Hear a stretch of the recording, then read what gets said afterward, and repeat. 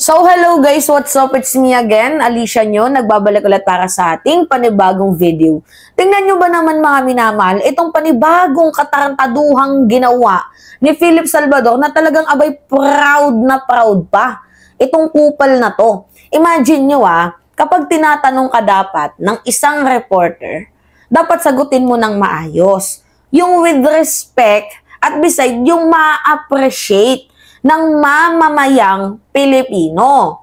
Diba? Well, kung sa bagay, ano pa nga ba nga asahan natin dito kay Philip Salvador? Magaling lang talagang dumrama, magaling lang talagang umarte, pero walang-wala talaga. As in zero clown talaga siya kapag pinag-uusapan yung politika. Kagaya nga ng sabi ko, gusto mo palang makatulong, bakit hindi ka nagpagawa ng NGO, non-government organization? Diba? Alright, mga minamahal, ganito kasi yun. Tinanong, itong si Philip, Sir, bakit ka tumakbo? Diba? Alam naman natin na itong si Philip Salvador, talunan yan. Natalo sa Mandaluyong, natalo din yan sa Bulacan. Pero biruin mo never give up itong si Philip. Kahit talo sa Mandaluyong, kahit talo sa Bulacan, inangat niya pa yung kanyang sarili. Diba? Gusto niya maging senador. Talo ka na nga sa dalawang area na yan, pinangarap mo pang maging senador. Now, ito yung tanong. Tinanong itong si Philip ng isang interviewer, Sir, bakit ka tumakbo? Biruin mo, isang kaputang inahan yung kanyang sinagot, mga minamahal.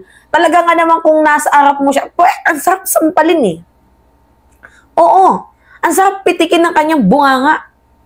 Diba? Hindi man lang nag-iisip ng maayos. Tingnan nyo Tingnan nyo yung kanyang sagot. Ito pala yung dahilan kung bakit siya tumakbo. Panoodin natin, mga minamahal.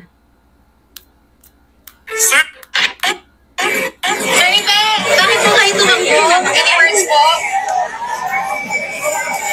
Kasi yung mga tao na nagpapatakbo sa akin Mamasang Pilipino. Kahit saan ako pumunta, buong Pilipinas. Alam mo yun. Iniikot ako, eleksyon o wala.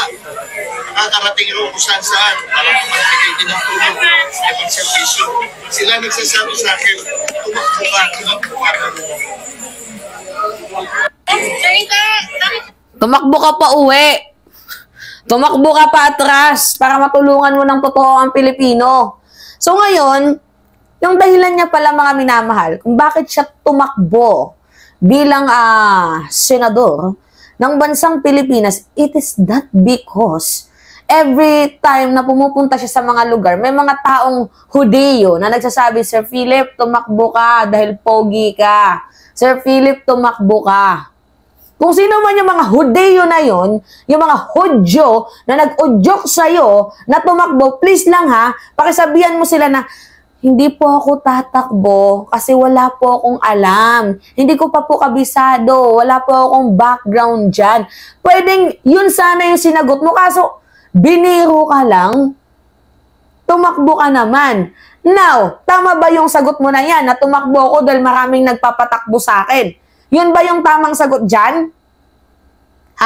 Hindi ba pwede na mas ma-appreciate ng Pilipino kung sumagot ka na, tumakbo ako dahil meron akong nakikitang problema ng ating bayan and I think isa ako sa makakatulong at makakagawa ng solusyon para solusyonan yung iilang bahagi ng problema ng ating bansang Pilipinas. Tumakbo ako dahil gusto kong tulungan ng mamamayang Pilipino sa mga basic problem or bigger problem of our country. Gusto kong gumawa ng mga batas na makakapag-improve sa buhay ng mamamayang Pilipino, mga batas na mapapakinabangan ng mga magsasaka, ng mga farmers, mag-aaral, ng mga may hirap. Hindi for band-aid solution. Gusto kong tulungan ng ating gobyerno na tanggalin yung ganito-ganyan, iwasan yung ganito-ganyan, ipupush ko yung signaturang ganito-ganyan. Philip, lagyan mo naman ng utak yung sagot mo kahit papaano. Hindi puro kabubuhan. Hindi puro kaputang inahan yung sinasagot mo. Tumakbo ako dahil tao na daw yung nagpapatakbo sa kanya. Kahit sino pwedeng sabihin kang ganun. Pero hindi de porket may kakayahan kang tumakbo, ay gagawin mo na kahit wala kang alam. So instead na nakatulong ka, naging problema ka pa. Makakatulong ka sa amin Kung hindi ka na lang sana tumakbo at gumawa ka ng organization na mas nakakatulong sa mga kabataang nangangailangan sa'yo. Tumakbo ka para sa bansang Pilipinas, anak mo nga, hindi mo nga kayang tulungan. Hindi ka nga nagbibigay ng sustento sa anak mo, tas tatakbo ka pa at tutulong sa bansang Pilipinas. Sinong niloloko mo? Sinong kinukupal mo? Philip? Sinong tinatarantado mo? Ay, gago.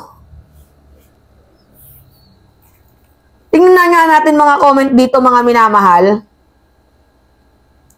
Oh, sabi dito, hindi ka nga nanalo tumakbo ka pang senador.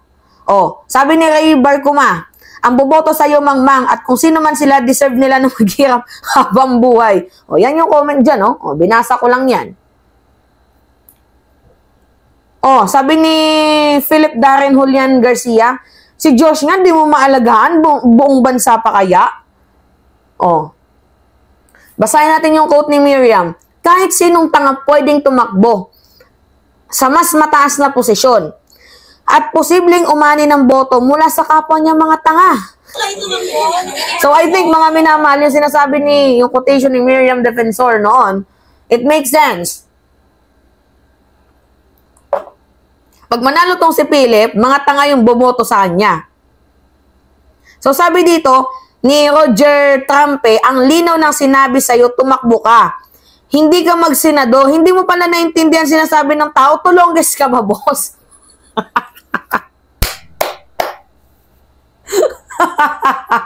Best comment so far, sabi ni Roger. Oh, yan oh. Oh, yan yung sabi ni Roger. Oh, tama nga. Ang linaw ng sinabi, tumakbo ka po. Pero walang sinabing tumakbo ang senador. Ay, mahina din pala ang sentido ko mo ni Philip. Tumakbo ka. Ibig sabihin, tumakbo ka for fun. Diba? Hindi sa bansang Pilipinas. Hindi bilang senador. Hindi ka talaga gumagamit ng sentido komon. Well, ano pa nga bangasa natin dyan? Tingnan nyo ha. Sir Ibe, bakit po kayo tumakbo? Any words po? Kasi yung mga tao na nagpapatakbo sa akin masang Pilipino. Kahit saan ako pumunta, buong Pilipinas. Alam mo yun, iniikot ako, eleksyon o wala. Nakakarating ako kung saan para magbigay din ng tulong sa pagservisyo. Sila nagsasabi sa akin, tumakbo ka. Sir Ibe! O, ang linaw din naman pala eh. Siya na mismo nagsabi, tumakbo ka. Pero walang sinabing tumakbo ka bilang senador.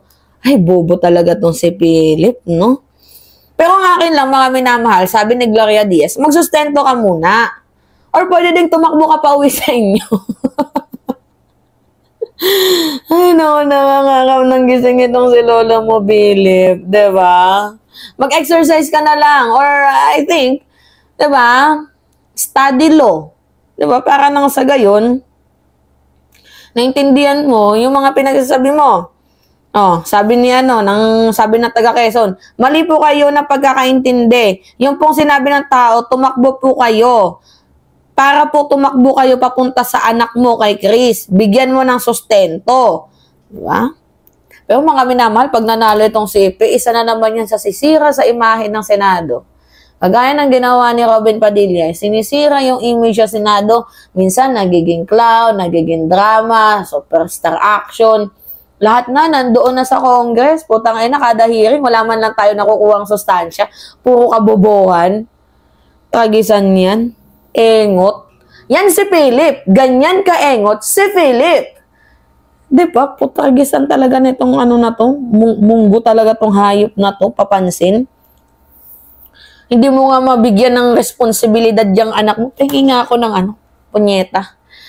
Na high blood ako sa'yo. Anong tawag dito? Katingko. Nakaka-high blood tong pukin ng inang shit na to. Pakabobo. Kakainis. Wala ka nang maayos na plataforma. Peace and order na nga lang. Hindi mo alam kung paano i-implement. Tanungin nyo kung anong plataforma niyan. Hindi para sa droga.